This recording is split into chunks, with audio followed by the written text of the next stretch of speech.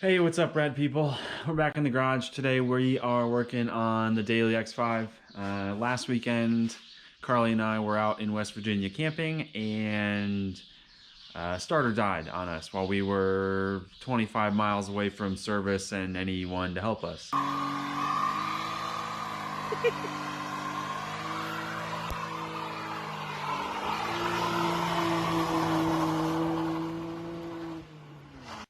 Thank goodness, the X5 is you can't see it, but a 5-speed, so we were able to bump start it and get going and make our way home after our weekend. But we're back in the garage now, and we're going to replace the starter. So I'm going to get a little time lapse going. You can follow along. Maybe I'll give a little tips and tricks, but you can follow along. It's not really going to be a how-to, but maybe it will.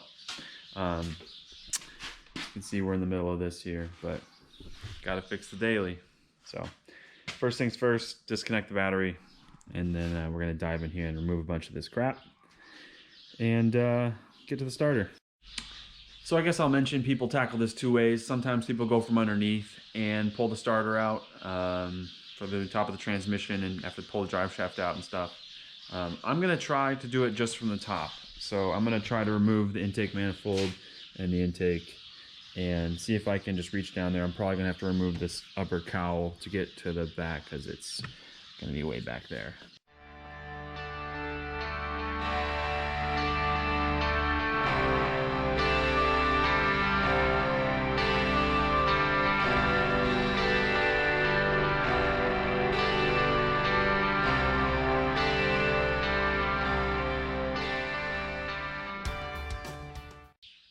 Well, I've only been at it for like 5 minutes, and so far going pretty well. I've got the intake out, which was just two 10 millimeters here and a couple pull tabs on over the radiator intake. And this cowl actually came off way easier than I thought it was going to. So there was a couple like push twist clips to pull off this part. There's like 6 of them up there. Then you can pull that upper shroud off, and then there was just two or 13 millimeter bolt on this stud and on this stud, and then this whole center section, which is now down there on the ground, that whole center section just pulled right out. So now I've got tons of room up here. You can kind of see the starter back here behind the intake, but I don't think it's going to come out without removing the intake. So what I think I'm going to do is leave as much stuff as I can connected and see if I can just pull the intake off, but leave everything attached to the intake, and then just snake the starter out. For reference, this is an S52, whatever, it's a 6-cylinder, basically the same layout. And I think I'm gonna just pull the intake manifold up just like this. Everything's still connected to this one, and I should be able to snake down there. Maybe, maybe not. That's what I'm going to try first, and be as lazy as possible and remove as little as possible. Just because there's a lot of wires and stuff there that I don't want to bother messing with. And if I can just reach in there, it's like 3 nuts on the back of the starter for the wiring, and then on the back side of the starter I'll have to get a wrench on it. But there is tons of room back here, which is going to be awesome. I did this on a starter on an E90 the same way, just by barely lifting the intake manifold.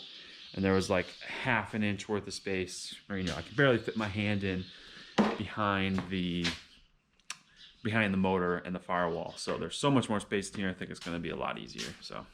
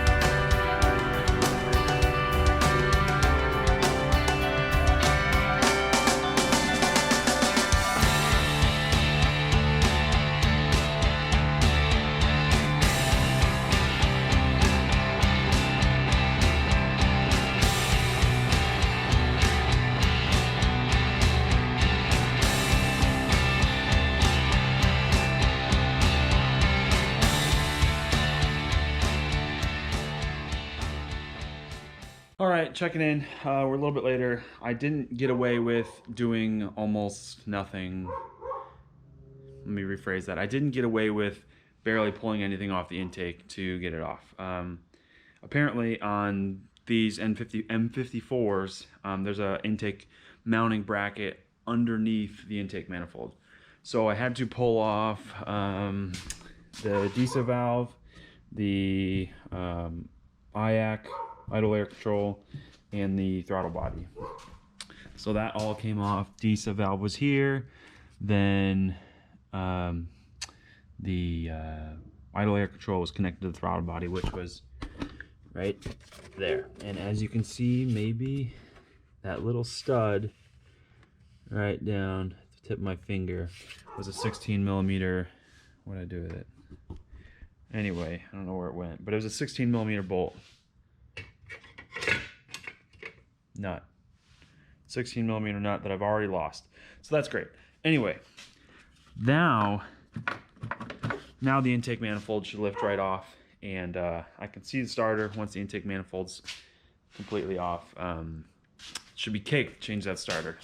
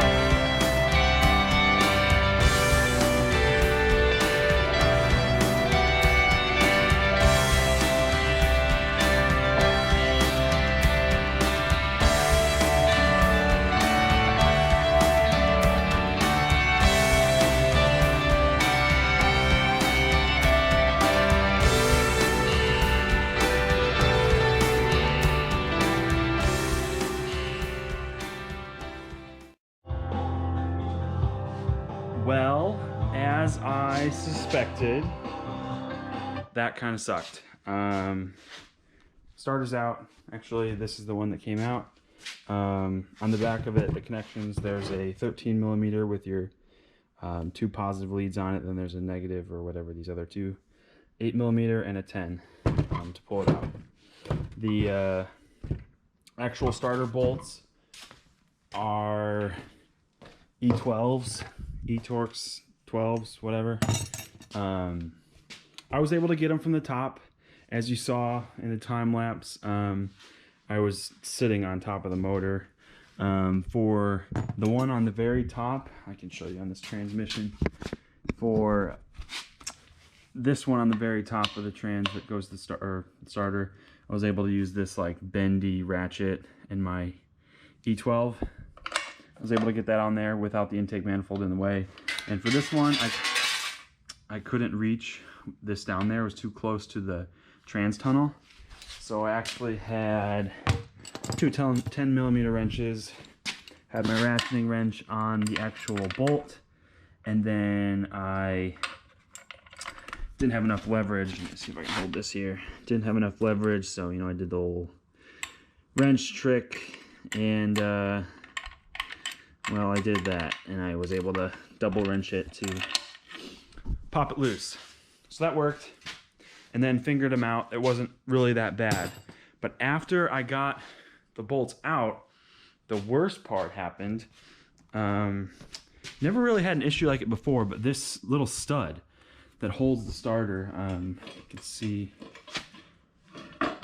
right here, that little stud goes on to part of the starter. Well, this one was, I don't know, it wasn't really corroded, but holy cow, it was stuck on there.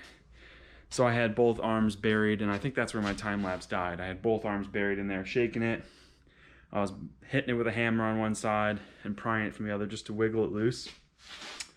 But it eventually came out, so not too bad.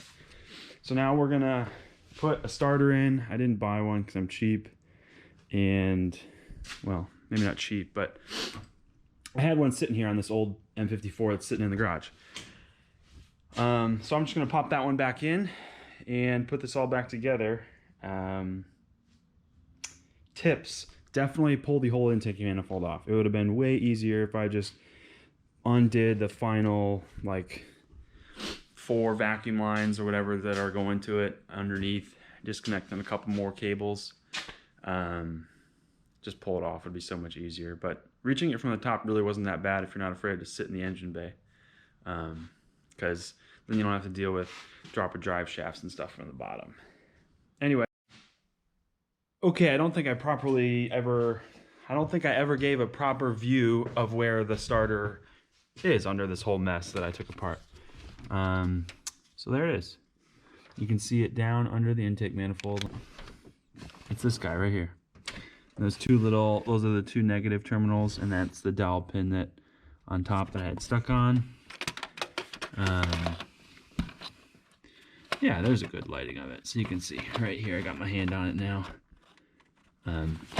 So I just fished it up and out back by the firewall because there's tons of room inside the X5 here, and it worked out. All right, here we are. We're all buttoned up.